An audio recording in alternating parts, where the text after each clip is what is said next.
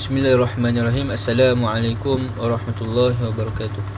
Hari ini saya akan memberikan satu ringkasan jurnal yang bertajuk Konsep Nubuwah menurut Syah Wali Allah Ad-Dihlawi oleh Muhammad Nazri Ma'zin, Ibrahim Hashim dan Nur Aini Juno.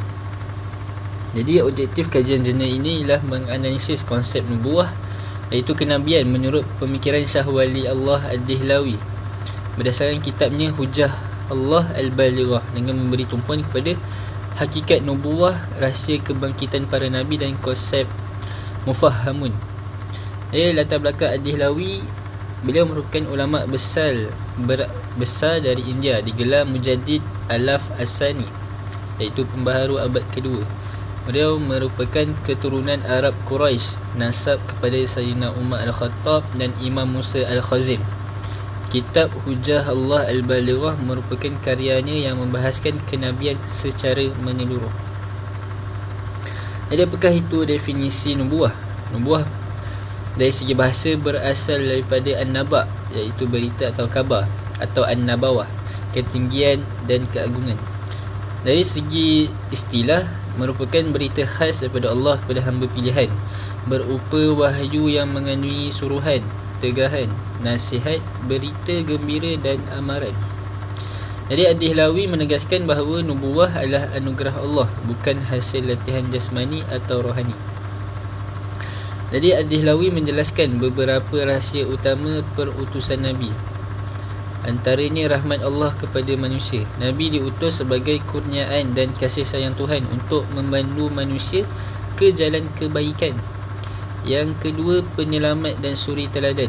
Manusia mudah tersesat akibat dikuasai hawa nafsu, iaitu sifat kebinatangan.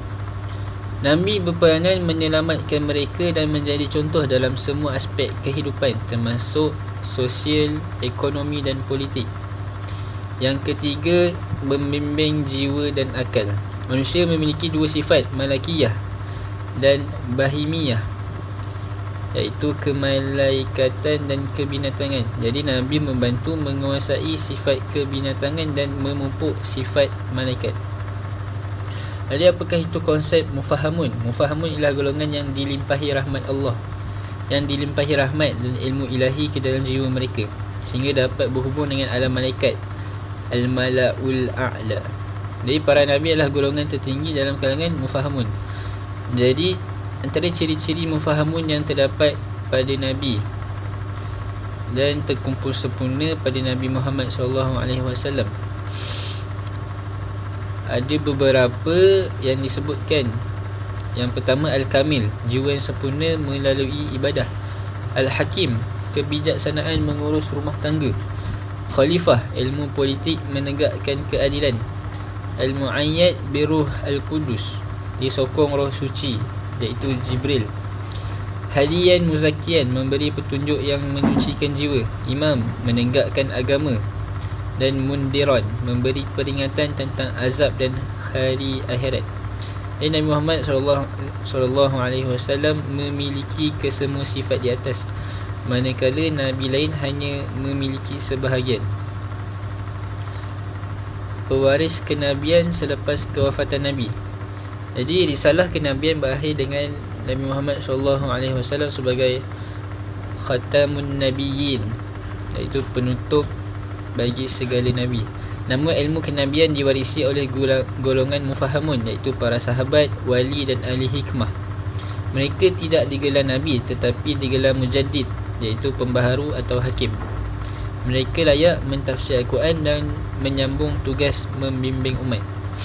Jadi kesimpulan daripada jurnal ini disebutkan bahawa nubuwah adalah anugerah ilahi, bukan usaha manusia. Para Nabi diutus sebagai rahmat, penyelamat dan pemimpin yang membangun tamadun manusia seimbang dunia dan akhirat. Konsep mufahamun Ad-Dihlawi menekankan kesucian jiwa dan akhlak Nabi sebagai model terbaik bagi pemimpin dan umat. Jadi pewaris Nabi mufahamun memastikan syariat Islam terus diamalkan setelah tamatnya kenabian. Jadi itu sahaja perkongsian saya mengenai jurnal konsep nubuwah menurut Syah Wali Allah Ad-Dihlawi. Sekian, semoga bermanfaat.